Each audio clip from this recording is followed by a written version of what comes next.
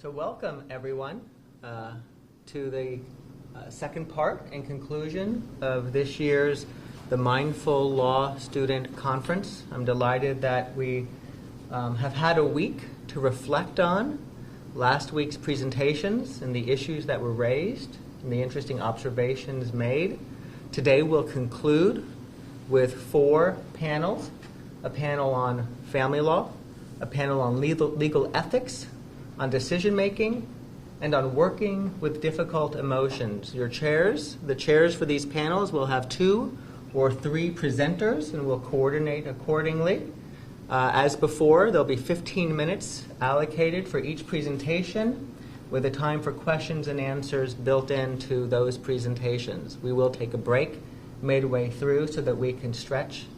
And because this is a conference that is oriented around mindfulness, although mindfulness, not just generally speaking, but rooted in the practice, the substance of the law and the legal profession, which is what our topics will be exploring and what we'll, through questions and answers, be addressing and sharing with each other, let's begin with a moment of mindful practice. And since Rico is chairing our first panel, will you be chairing the first panel today? No, the last actually. Erica will be. Okay. So since Rico was initially going to be chairing the first panel, but because of the ways in which the moments will change in unexpected and extraordinary ways, and yet we are, as this group have sort of reshuffled and rearranged to accommodate these changes, let us begin with a mindful moment, and let us, if you are presenting, even if you are going first, when maybe you thought you were going third, or if you were going third and now you're going first, to allow all of that to simply be. Life's happening as we sink into this moment and ready ourselves for the moments that follow, together, sharing, connecting, and learning from each other. So let's begin by assuming a comfortable position in our chairs and lowering or closing our eyes. This moment is about being in the present, about being aware of our thoughts, of our emotions, of our bodily sensations, about noticing thoughts as they enter into our minds, and just as carefree and instantly that they enter our minds, being aware and okay with them exiting our minds the same way they entered. This is about feeling in the present. So as you sit in your seated posture, take notice and bring awareness to the sensations in our feet as they connect with the ground, the connection with our bodies as they sit in our chairs. Let this awareness not be about change, but about experiencing the moment. And if our thoughts enter and trigger emotions or other bodily sensations, let's be aware of that as well, but always remembering to return to the breath. And then let's be aware of our breath. Let's be aware as the air enters our body, into our lungs, and as we exhale and it exits our bodies. So now let's take a moment to just be attentive and aware of our breathing.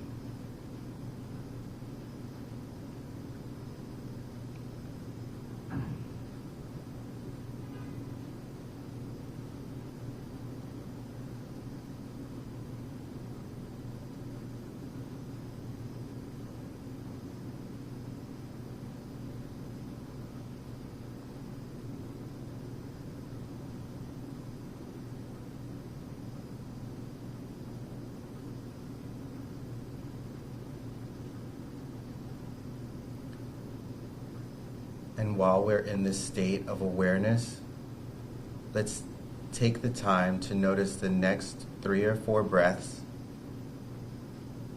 And when you're comfortable, raise or open your eyes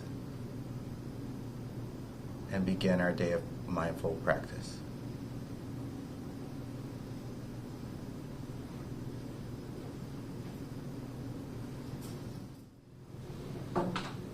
Good morning, everyone, and welcome to our second day of our Mindfulness in Law Conference.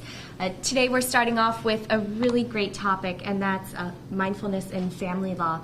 We're all parts of different families, whether it's our own personal families, the University of Miami School of Law family, this new mindfulness family that we have here in Miami-Dade County and throughout the country. So this is a really great topic. We're going to start off with Ben, who's talking about the benefits of mindfulness to the family law mediator. I've known Ben since my first day at Miami Law, and he's always expressed an interest in family law. So since he's been at Miami, so I'm really excited to hear what he has to say. Jeremy's got a really cool topic about mindfulness in life and mindfulness in terms of his self-practice, and then the lessons that he learned from that self-practice that I guess a family law attorney can use. And he speaks to, I guess, a different angle of what Ben is going to talk about, so I think it'll be a really nice transition. Okay, great.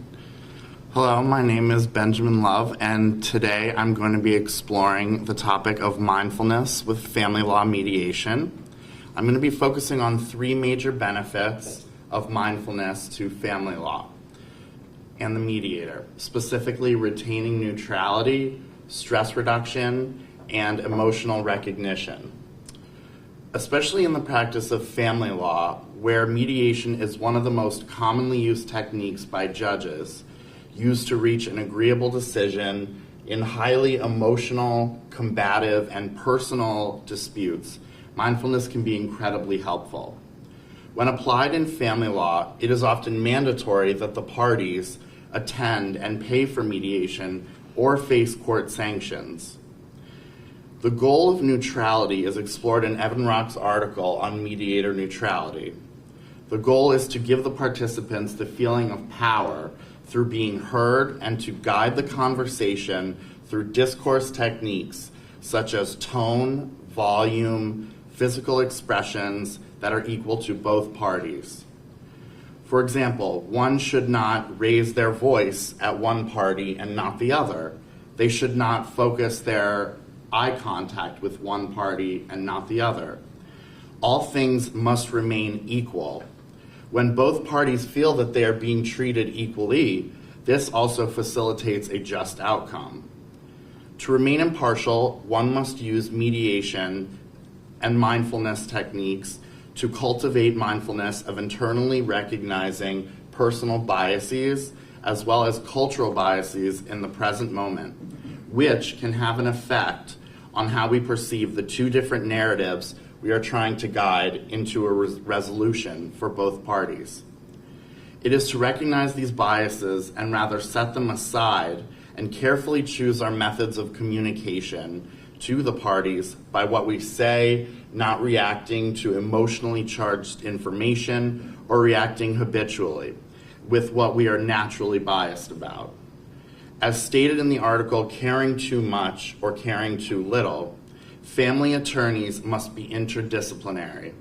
They must understand the psychological, social, and cultural influences on their clients' decisions and decision-making.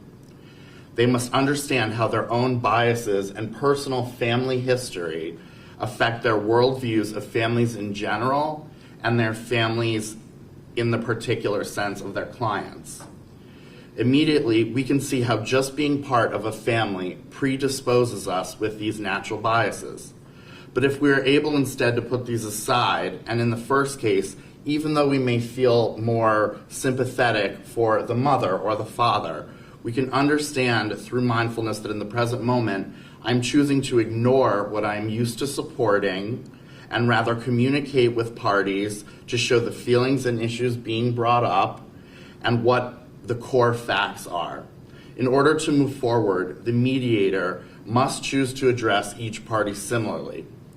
and ask what would be reasonable to each party in order for them to communicate better and move beyond these personal and stereotypical norms.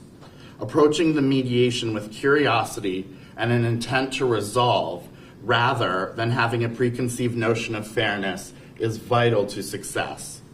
When both parties are being heard and are in control of the conversation with appropriate guidance by the mediator, each party can then feel better about the resolve.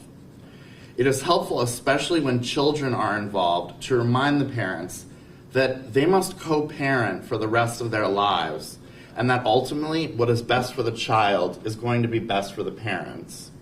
To not live in a constant state of anger and retribution, and to try and help one another achieve the best resolve possible with the least amount of stress is also in their best interest. The second aspect I will be exploring is stress reduction of the mediator and the parties through emotional competence and ethical decision making.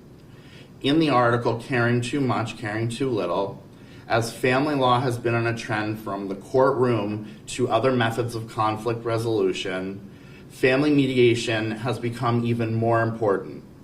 Efforts to reduce rather than exacerbate conflict in divorce and custody disputes have resulted in the restructuring of court systems and have led to increased use of alternatives to litigation, new forms of practice emphasizing collaborative negotiation and interdisciplinary cooperation.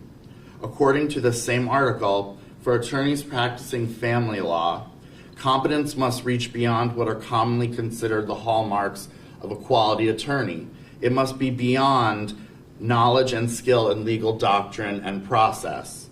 Rather, attorneys must be specially knowledgeable and skilled in dealing with human emotions. If attorneys ignore the demand of the affective and psychological aspects of family representation, both the client and the attorney may suffer. This is where mindfulness meditation can especially come to aid. As a mediator, just as a lawyer, knowledge of human emotions, both self and others, and an appropriate amount of empathy to the parties are necessary for resolve in ethical decision making and to maintain one's own health as a stress reducer. Mindfulness aids in being cognizant of both parties' emotions, knowing when you as the mediator are perhaps caring too much or too little with regards to empathy. This enables you to take a step back and see the bigger picture of this process. It enables you to reduce the stress for yourself and the parties by guiding them in an ethical direction to this conflict resolution. Caring Too Much says competency problems can arise in family law from individual attorneys, or in our case, the individual mediators, from caring too little about families and their non-legal needs. Attorneys must develop strong listening and counseling skills if they are to competently represent their clients and help them to resolve. If you care too little and perhaps feel overwhelmed or like giving up, and not being mindful of these emotions can lead to this unethical result for the parties. This is so because it may not be in the best interest of both parties, but rather to reach a result more quickly. Especially since families are in a vulnerable emotional state, it is even more important that you guide the parties in directions that they will ultimately agree with in a less heightened state of emotion. If you can't acknowledge that you as the mediator are perhaps tired or aren't taking the time to recognize one party's emotions over the other, but rather what is the easiest outcome, this could lead you astray from an ethical and empathetic resolve. One needs to recognize as the mediator first how they are feeling and then put this aside for the benefit of the parties. Mindfulness meditation will allow the family mediator to hone those skills of the present mind. One will then be able to keep asking themselves as the mediator throughout the session, is this a good solution? Is it good for both parties? Is this the best ethical result? Am I caring too much or not enough? Other risks to competency include caring too much, causing attorneys to suffer the loss of independent professional judgment, and presenting the risks of vicarious trauma. Attorneys must learn to protect themselves from the risks by striking a balance of care and family law for a successful career in serving family needs. As these cases usually come up are extremely personal, just like the case of the doctor who begins feeling symptoms similar to their patients, when they become emotionally overinvested, so too can a family attorney who is working with parties under these conditions. An internally mindful dialogue is necessary to combat such stress and remind oneself to feel for the parties at a safe distance so that I can help maintain my own mental health while continuing to help these parties in the best possible way. Lastly, recognition of emotions is so obviously vital to mindfulness, especially in the field of family mediation, and the goal of a good mediator should be to use their own skills in mindfulness to demonstrate such emotional recognition and promote the healing process through these adversaries. Getting them to the point of not just hearing, but listening to the other party is a skill that a good family lawyer needs to acquire. In the article Emotional Intelligence in Law Practice, one of the highly prized skills of a good attorney is relationship management. Relationship management is the ability to develop and influence others, build bonds, and collaborate on teams, and manage conflict and change. It is through self-awareness of our emotions and what they mean that can lead to these good results. The article states that the impact of our emotions on groups has been well researched and been called emotional contagion. In a controlled experiment, trained actors who either behaved in a negative or positive manner during the group task exercise influenced these groups. The videos of the groups revealed that the actors' mood was reflected in the participants' report, even though they were not quite sure what made them feel this way. What is most important was that the groups who experienced the positive actor felt more collaborative and showed less conflict. It was further stated that when people feel good, they tend to be more creative. They tend to understand information better and feel more optimistic about results and their ability to achieve. In particular, it is the leader of groups, or in our case, the mediator, that needs to understand their own needs and emotions and moderate their moods carefully. Here, through mindful meditation, one will allow oneself to achieve this deep and vital insight into emotions. Through this knowledge, they can successfully pass on this behavior and insight onto the families or other parties. Here, the healing process can begin and a path to resolve can be formed. Thank you. Any questions? Questions from the audience? Yeah. You spoke a lot about caring too much or caring too little with regards to empathy. Do you have any suggestions on how we can realize when is too much and when is too little? How do we gauge that? I think probably the best aspect from the articles that I've read in terms of empathy is one knows one needs to take one's temperature at certain times, and it's the stress and the feeling of bringing it home with you that can really be, I think, a concern for example, when they call it vicarious trauma. It's not being able to let go at certain moments, and I think just reminding yourself that you really are independent, and while you care, you need to keep this safe distance and breathe and practice mindfulness and use this meditation for that purpose. And I think you can understand at what point while practicing this when you're just over involved. Any other questions? Do you find it valuable to, as a family mediator, to encourage the participants in the mediation, the families themselves, to practice mindfulness, or do you feel that might be overstepping your role as a mediator?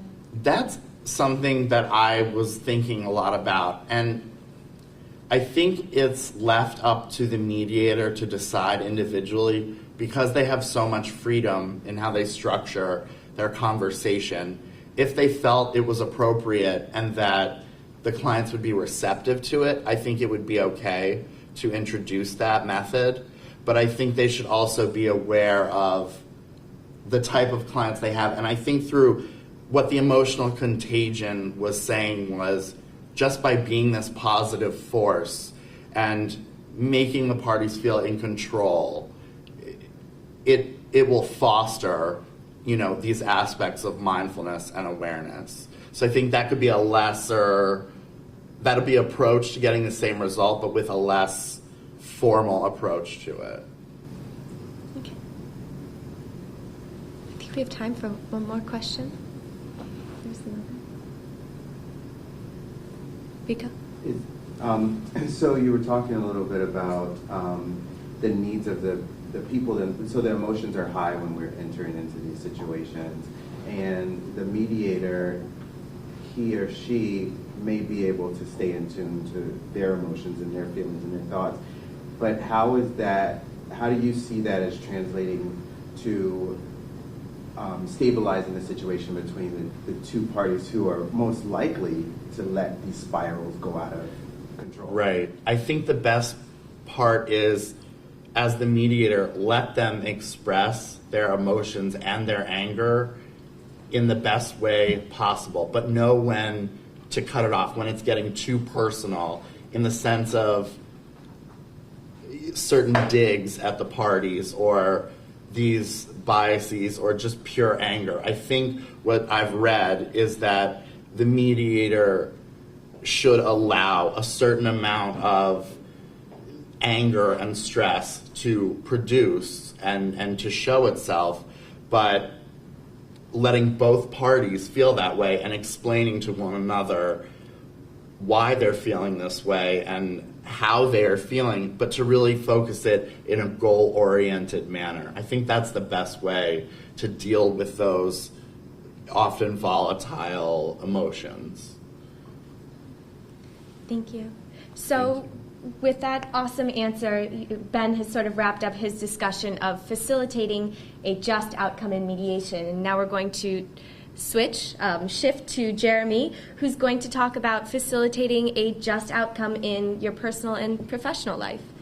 I guess, Eric, I want to start by saying thank you for that great introduction. Benjamin, if I wasn't here, you could pretty much just say repeat your speech and it'd be perfect. I want to thank you. Thank you. I want to thank everybody here for coming, and I would like to thank those of you at home for watching and giving me your attention before Facebook loads, and then I'll lose you for the rest of the event. I want to start off by giving everyone a scenario, 2 scenarios. So I want to take a second and let's pretend that this is you. Imagine you're getting ready for an initial client interview. It's the end of the day. It hasn't been the most hectic of days, but you're looking forward to the close of business and getting home. This is your last meeting of the day. You're done after this. You do have a big day tomorrow. And there he is, Tom. He's getting off the elevator. He's your prospective client. He's a referral from a law school friend of yours named Samantha. Her referrals never work out. You decide that you are going to take Tom's interview in your office. Here's the second scenario. It's the start of the workday. You just got to the office. I can swear you didn't hit a single light on the way in. Not only that, but you got a prime parking spot right by the front door. On your way to your office, you see a law school friend of yours, Samantha, sitting in the lobby. She's with someone. You're curious as to why. You walk over. Samantha tells you how Tom is looking for representation, and she thinks you're going to be a good fit. You walk Tom into the conference room. Seeing as we're all trying to be lawyers, I'm not going to ask you which scenario is better to start a lawyer-client relationship. Instead, I'm just going to tell you that I believe it's the latter. The difference between the 2 scenarios is distractions. In the first, you have your office. You have solitaire on your computer. You have Angry Birds on your iPhone. And you don't need to give wholeheartedly your attention to that new client. In the second scenario, you have completely enclosed yourself with that individual. You're in a room, open, empty, and you're entertaining them on a one-on-one basis. through mindfulness, there's an idea of active listening, and I think it applies very well to that second scenario. And you're able to do it in that second scenario because you're not having those distractions. The problem with my illustration, though, is that I don't think of the conference room and the office as actual places, but I think of them as frame of minds. A mind that is framed by habits that we've ingrained over and over, without taking the time to ask if the habit is one that we should be reinforcing. And that's where mindfulness comes in and the heart of my conversation. I didn't have the benefit of the Jurisite class presented by a professor, which really gives a baseline introduction as to how to incorporate mindfulness on a day-to-day basis. So for me, actually having a sitting practice, which is in mindfulness, the type of meditation that we do. Now, I want to take a second to say it doesn't have to be sitting. Professor Riskin has this entire idea where you lay down and you scan your body through feelings. I'm going to tell you, I tried it. I don't know how to do it. I was lost. All I could tell myself was that normal habit that I have, it's a thought pattern that I have, is I'm doing this wrong. It's one of my conventional habit patterns, and it comes out a lot. So I wasn't able to benefit from the body scan, but I implore you to Google it. It's online. He has about a 30-minute walkthrough, and it really is great. But as far as what I know is the actual sitting practice. And for me, that was really just sitting. It was taking 3 minutes out of your day to sit down and try to listen to yourself. And so the question you've got to be asking yourself is, what does that do? I sit with myself all the time. I'm in front of the television. I'm driving in my car. I'm always by myself. But you don't really listen to yourself, and that's what meditation is about. It's about trying to listen to yourself in that moment and cause a differentiation. There's a quote by Dr. Shauna Shapiro in her paper. I don't think it was hers. She was recanting somebody else. And I guess to paraphrase real quickly, the idea is that there is an observer, that's us, and then there's the thoughts, emotions, and physical sensations that we have. It's somewhat disconcerting, but they're not really ours. They come about from day-to-day interactions and as we progress throughout that day, but we have to recognize that they're not necessarily our own. In the context of family lawyering, it's very difficult to separate yourself from those events as you try to go through your day and help your client. And that's what I was trying to show with my first scenario, is that first lawyer is already worried about everything else that happened. It's already on his mind, and he's letting it affect his new client. He's actually thinking about the past clients that Samantha's given him. And he thinks to himself, those weren't good, so he can't be good. But it's not right. He should be going into this with an open attitude, with curiosity, and with a level of equanimity so that he can better get all the information that the client's going to give him.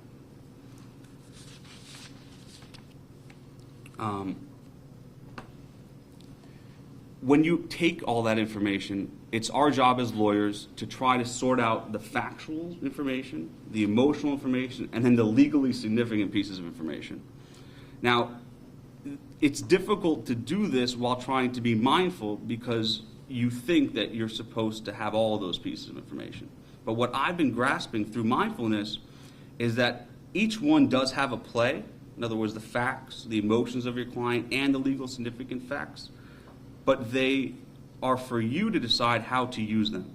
And by being mindful, you can better understand each one and then choose to use them.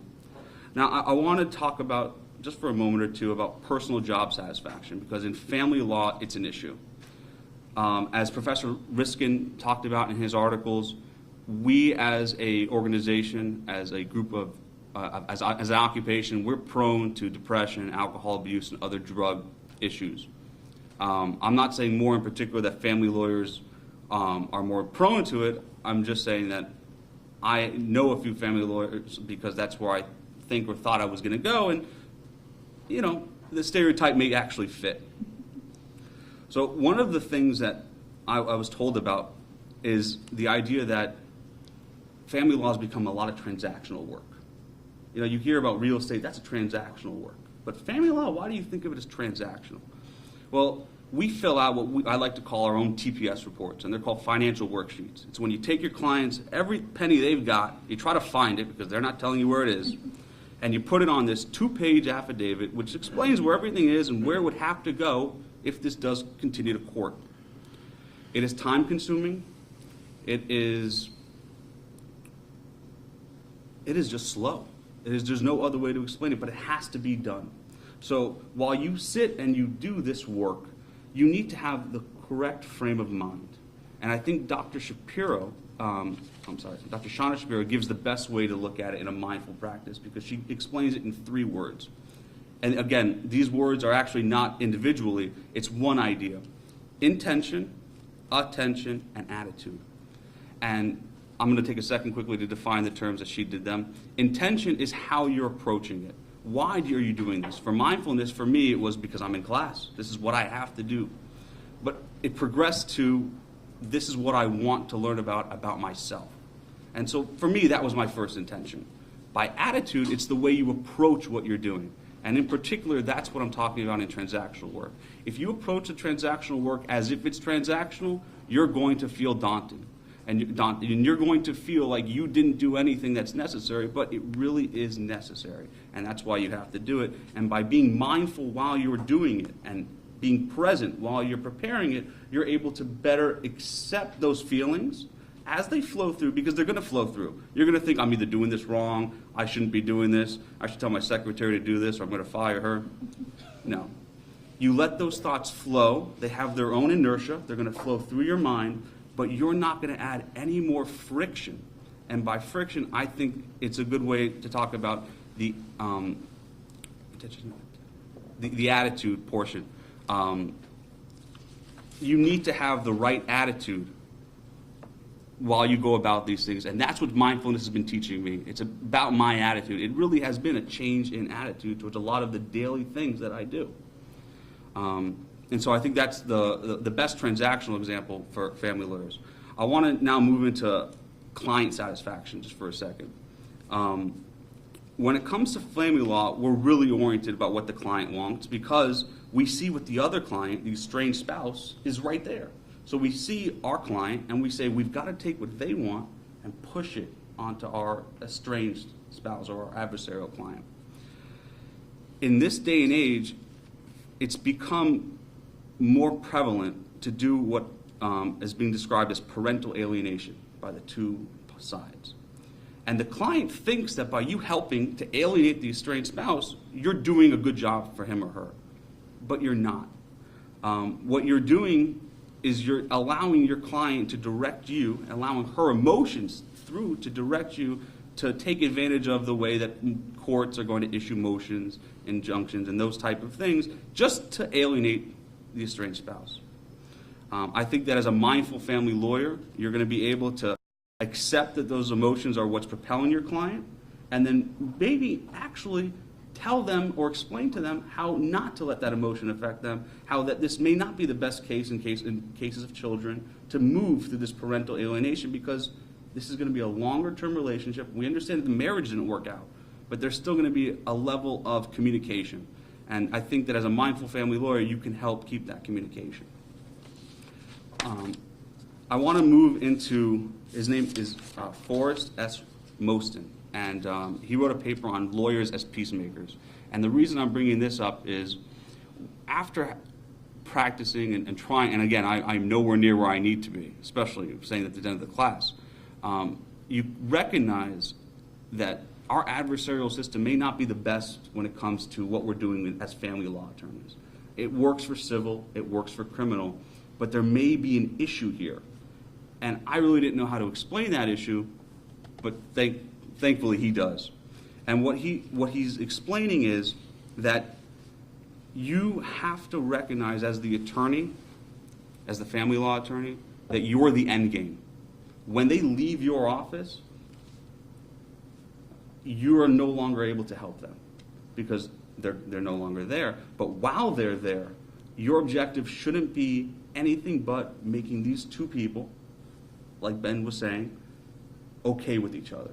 Okay with the fact that the communications are going to occur, that these events are going to continue, and that they need each other, especially in cases of a child, for another 10, 15, or maybe even 20 years. I'd like to thank everyone for their time, and if you have any questions, please. Any questions? Rico.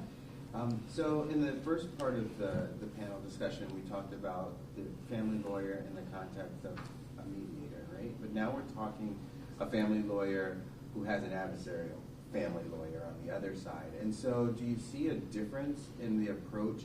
Because it sounded like you were talking about how the lawyer should deal with his client, but sometimes the animosity comes from the other attorney trying to be the zealous advocate for his highly emotional client. Do you see a difference in the approach? I think that's a great question. I definitely do see a difference in the approach, but sadly, there's also a lot of similarities. You're absolutely right. The other attorney is going to be your adversary, especially if they're not being a mindful attorney, because that's what they've been trained to do. But as opposed to when you're in a mediation situation, you can't worry about. There was a thing in class we talked about worrying about what other people think of you. You can't worry about the pit bull on the other side of the room. You can address him. You could try to just not control them, but keep them where they are. But I think that you just recognize them and then move on. You don't need to play into their strengths or weaknesses because it'll simply derail you. Chris. So we were talking about client satisfaction, part of your paper, and so I think there was a point where you were talking about how you had this idea of working for your client as opposed to working with them in terms of sort of satisfying their emotions, and you think that as a mindful family law attorney, you can communicate that perhaps they need to accept how they feel, but realize that that's not the best way to go about the process. So I guess my question is similar to what was posed to Mr. Love. Are you advocating the use of mindfulness with your client? Do you think that that's the way that you get them to accept their emotions, or are you sort of positing that you being a mindful lawyer helps better communicate the fact that they need to accept? Okay. No, thank you. Great question. I guess I want to start with this. Resistance. When I first was approached with mindfulness, I definitely placed resistances, if that's even a word, in my mind because they're there. And I think that if you try to show your client, because remember, they're in a precarious position. No one comes to a family lawyer because everything's happening at home. So if you try to tell them to do these type of practices, and I'm not saying you shouldn't, I'm just saying it may create another barrier. So I think that the best way to do it is to have your own practices. It's to internalize them yourself, and then exactly as Ben was saying, it's contagious. It's absolutely contagious. Thank you both, and thank you all for your awesome questions and attention to our family law panel. Thank you. Thank you.